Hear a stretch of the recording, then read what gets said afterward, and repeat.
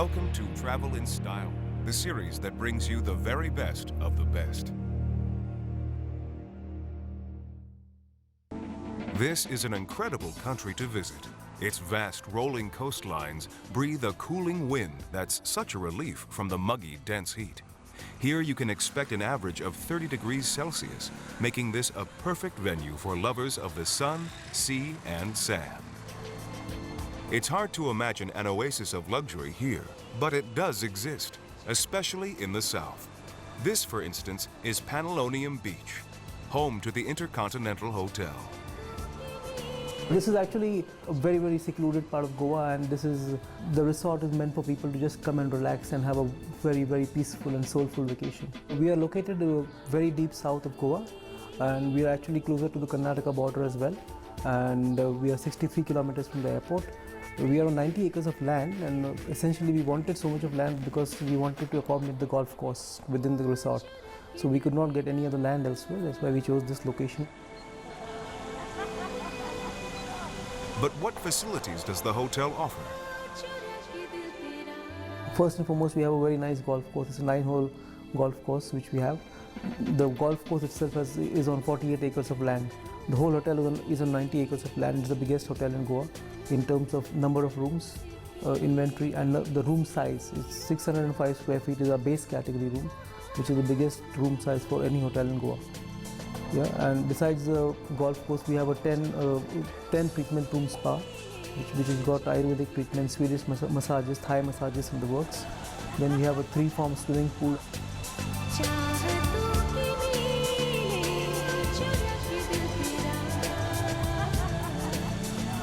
Besides that, we have a very private beach. We got water sports as well. It's a clean beach because our hotel takes care to maintain the beach and to clean it. So we have our horticultural team who goes and who cleans the beach every day in the morning and in the evening, and we do a lot of plants, etc. also along the beach. The standard rooms here are the largest in Goa. The idea was to give a lot of space and a lot of space for people to move around and for them to be very, very comfortable. They are very, very spacious. The presidential suite we are sitting in right now is 2,500 square feet. So these were the factors which actually were deciding factors to get this location. For those who need to explore, the local beach is just a 5-minute drive from the haven of the resort. The tourist shops sell wooden handcrafts and warm, almost liquid chocolate bars. Among the inexpensive curios, you will find treasures, perhaps mostly by meeting the locals themselves. It's a very different culture. People here are very fun-loving. They are a bit laid back. They love their culture. They love the beaches. They love the lifestyle. It's very different from the rest of India. People here are, very liberal, if I were to say that. They are very accommodating. They're very warm. They're very gentle, and they're good hosts. Sightseeing is a must to grasp this country. Inland, you will discover the unique smell of the cities, the street chaos, the hustle and bustle of town life, and of course, the food. It was the Portuguese influence in Goa that meddled with the local food, and so invented vindaloo, now a household name in England, yet hardly heard of in the rest of India.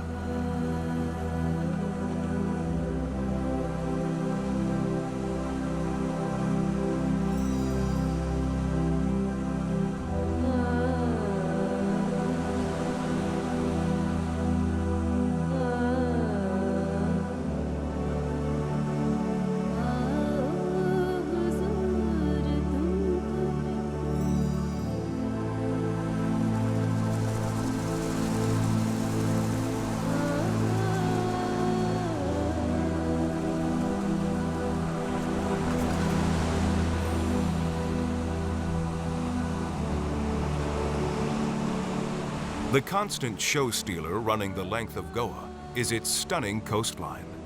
But inland, the country's rivers offer a raw tranquility that has to be experienced. Here, the fresh water attracts many different species of wildlife, especially our feathered friends.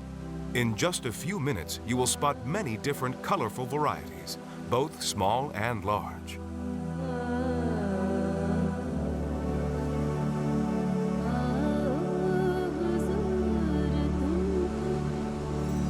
One of the most common sights is this very impressive bird that's often mistaken for a white-bellied sea eagle, but is actually a Brahmani kite.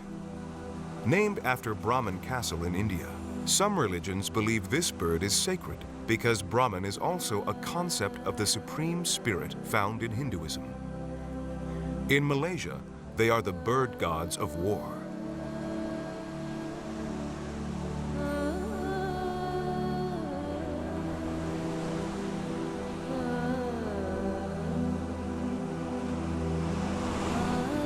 There is a wealth of wildlife in Goa, so much so it's one of the main tourist attractions.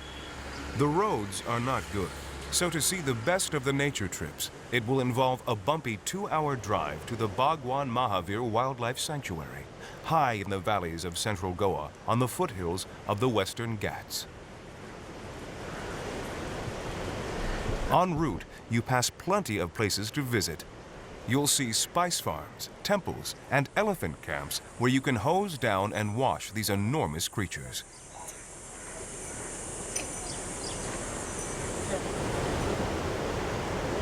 Here you find a very different landscape. 240 square kilometers that's lush green and totally unspoiled. The sanctuary is home to leopards, spotted deer, jungle cats, Malayan giant squirrels, pythons, cobras, and many more reptile species. Although the panthers and leopards do exist, they are so rare you'd probably need a year or two to track them down. There are many wildlife guides who will drive you to the sanctuary, but to find the best, always check with the hotel concierge.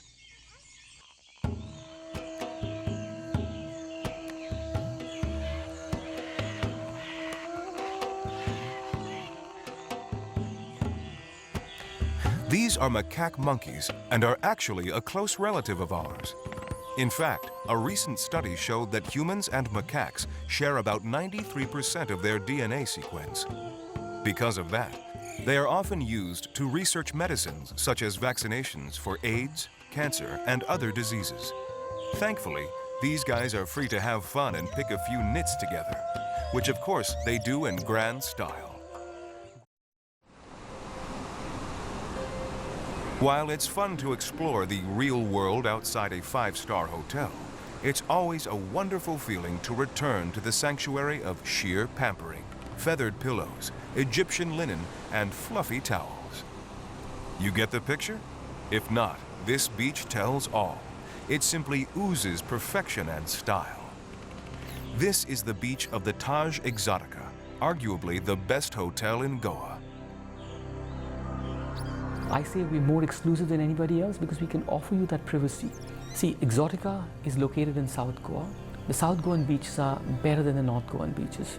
They're virgin, silver sand beaches, untouched because people have been able to come here only in the last 15 years. Before that, this was unknown. Why? Because it was inaccessible. So development did not reach these shores. Beginning the year 1995, slowly people began discovering the beaches of South Goa as being fertile, virgin, untouched territory where they could get a lot of privacy. Earlier, a lot of tourists used to travel to the beautiful beaches of the Caribbean, the Mediterranean, and Southeast Asia. Goa was not known. Slowly, when the Goan beaches got to be known, they started flocking here. There is a sense of passion and pride in all of the members of the staff here, and the general manager is no exception. The stunning feature of this resort is that we're a 56-acre resort located on a beachfront that's 800 meters long. So when you step out of your room and you see a beach 800 meters, you get shocked. It is inaccessible for anybody else, so it virtually becomes a private beach by default. Although in India, there's no such thing as a private beach. Villagers don't come to my beach, or nobody else can reach the beach. So for you to use the beach, you have to stay in this hotel. 800 meters, one end to the other end, 56 acres, I have only 140 rooms. So when you do a room to acreage ratio, it's extremely, extremely high. So even when I'm sold out and have all 140 rooms occupied, you ask this question, where are the guests? Spread out through the grounds are the garden villas, built in Portuguese style. Although these are standard rooms, they are very large indeed, with over 600 square feet of living space. You look at the Exotica lobby. The Exotica lobby is close to 22,000 square feet. It's the biggest lobby in India today. A huge Portuguese, built like a Portuguese mansion, the lobby. 22,000 square feet lobby. We've got two small golf courses within. One is a 9-hole putting green and the other is a 9-hole executive golf course for our guests to enjoy and spend more time on the greens. Beautiful gardens, well manicured with exotic flowers, two lovely spas, one pure traditional Ayurveda, which is essentially treatments that were in India, not to forget yoga, because we've given yoga to the world. Few know that yoga is actually a word associated with the meditative practices in Indian religions like Buddhism, Hinduism, and Jainism. But for many people, the art of yoga is simply enjoyed for its health benefits, thanks to the stretching and sheer levels of physical activity. Another unique feature is we are the only resort in Goa that has private pools. So we've got 18 of our villas that offer you private plunge pools outside your villa. So you have the choice of enjoying the beauty of the sea or enjoying fresh water outside your room. And then, of course, there is the presidential suite. See, this suite is very, very unique because this suite has been designed by one of my former chief operating officers who's put this entire suite into place.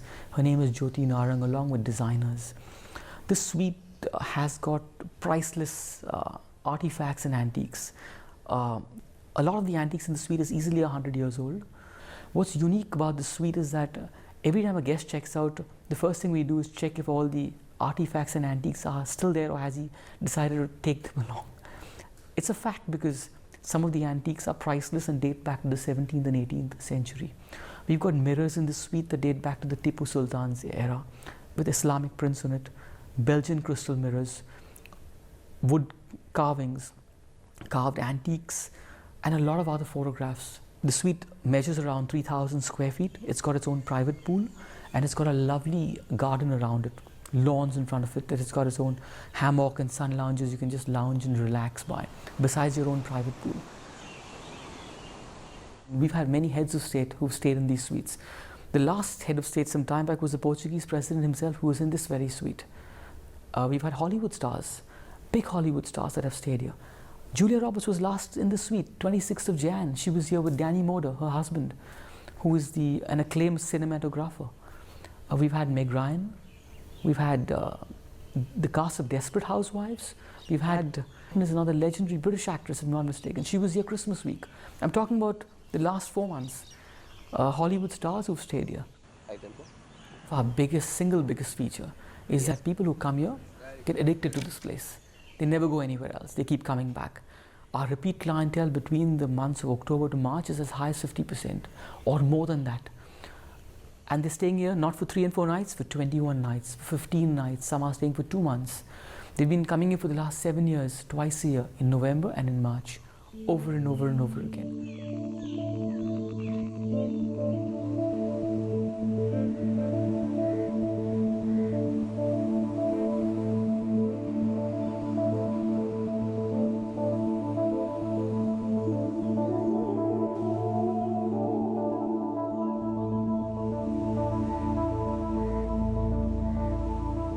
As a destination, Goa is stunning, beautiful beaches.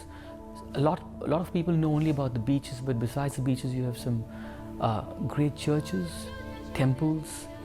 Goa has got everything. It's got the hinterland too, the mountains, a beautiful waterfall on the outskirts of Goa. It's got wildlife too. The Portuguese arrived here sometime in the late 14th, early 15th century, a date around 1498, they actually came to Goa. But the food that they brought along was food of all the stops en route to Goa. So their stopovers in Africa brought an African influence. So there are items like kafrial, which is an absolutely African origin, because along with them came the African slaves that carried cuisines of Africa to India. And that's the reason how the Portuguese finally reached India, and their food, their dietary habits reached India too, The Portuguese have left long and gone, but their culture still thrives. The people, football was bought by the Portuguese. Goa is known as a big football destination. The easygoing life was bought by the Portuguese. You see the houses, the architecture, the very essence and the fabric of people out here, very, very Portuguese. At the beachfront, you'll find a very upmarket shack.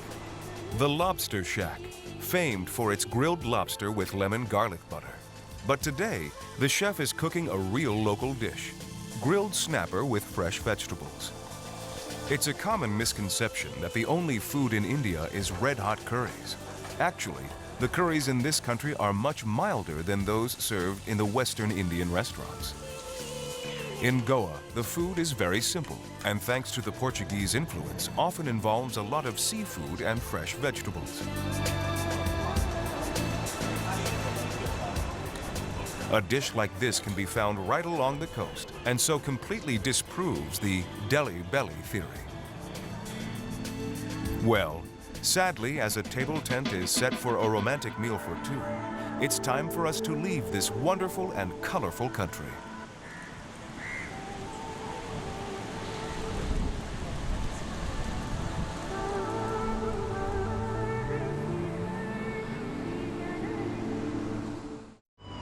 Welcome to the smallest nation in Southeast Asia.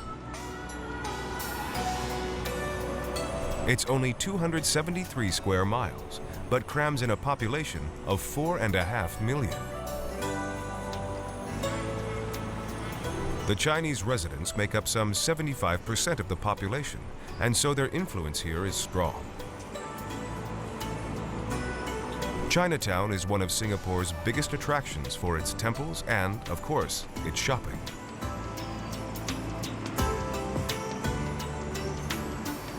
This wealthy country has prospered from electronic production, tourism, and, of course, its financial services, and so boasts around 177 billion of foreign exchange reserves.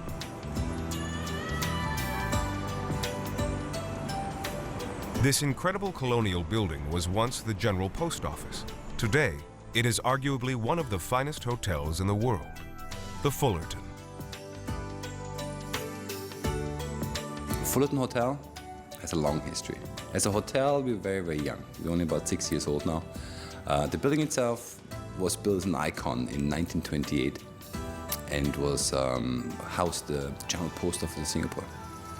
We refer to our hotel as Singapore's own masterpiece in many ways. On the outside, we're graced with this historic facade, massive Doric columns, while the inside, we're very, very young at heart. You can see this when you walk in our hotel, the balance between light and color, the interior design is a very, very special blend in terms of architectural design. It's a very unique hotel compared to many other hotels around the world. We're sitting right at the mouth of the river of Singapore. Actually, that's where the city was founded. We're surrounded by water, which is in the Asian element, in feng shui, it's very, very good. We have water everywhere. We have surrounded by the ocean, by the river. We have a huge koi ponds with 88 kois. It's our signature koi, so it gives us a lot of luck and fortune. And we have wonderful staff who take service to a completely new level, very personalized and beyond the extra mile. We're not a cookie-cutter hotel, so to say.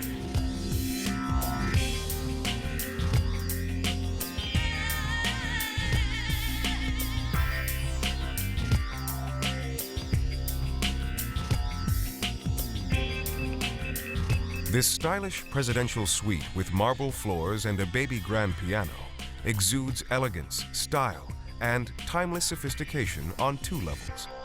The smaller suites, if you can call them that, still have gigantic proportions, some with tall colonial pillars, majestic high ceilings, and furniture adorned with mother of pearl.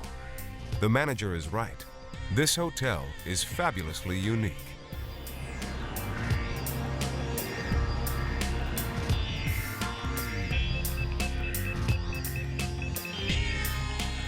Singapore is a shopper's delight. with malls offering familiar luxury brands in cool air-conditioned surroundings. Outside and back in the heat, head for Orchards Road with its endless array of shops selling the latest electronic gadgets, shoes, furniture, and cosmetics.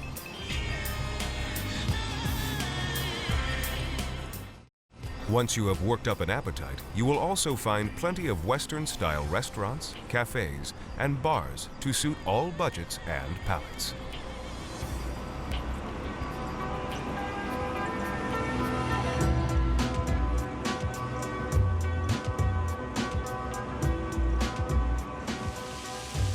To dine al fresco, look for the Boat Quay, or here at the newly developed Clark Quay.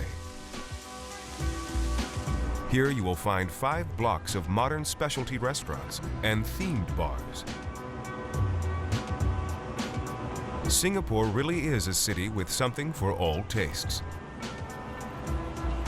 Of course, that goes for accommodations as well. If the Fullerton was just a little too grand for you, check out and check into the new Majestic Hotel.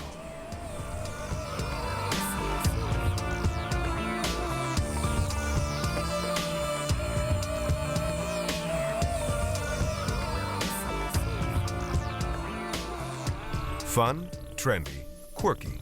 Call it what you like, but make sure you book well in advance for this new boutique hotel in the heart of the Chinese district. Most of people are actually taken back, or they were very surprised that there is actually a hotel in Singapore with 30 rooms that are all different. Different indeed. Rooms include a mirror room, a hanging bedroom, and a newly added aquarium room. But her favorite room is really compact and makes the most of the space. Features 2 vintage bathtubs, iron brass, next to each other. It's a couple bathtub. It has a TV that rotates right round when you're soaking in the bathtub. That art piece is done by Sandra Lee, who has done 3 rooms in the hotel. But I think the best of those 3 are in the Cheshire Suite. Yeah, it's very dreamy, very whimsical, something very different from the other art pieces in the hotel. I suppose the rooms without these art pieces, they're actually quite bare. But you know, when the artists come in and we have 15 over artists doing the rooms, you can be sure that they bring in their own character in the rooms. Therefore, when we say 30 rooms are different, they are really different. Well, some would say it will be nice when it's finished. Well, sadly, that's all we have time for. Be sure to tune in again and travel in style with us as we endeavor to find the very best in luxury accommodations from around the globe.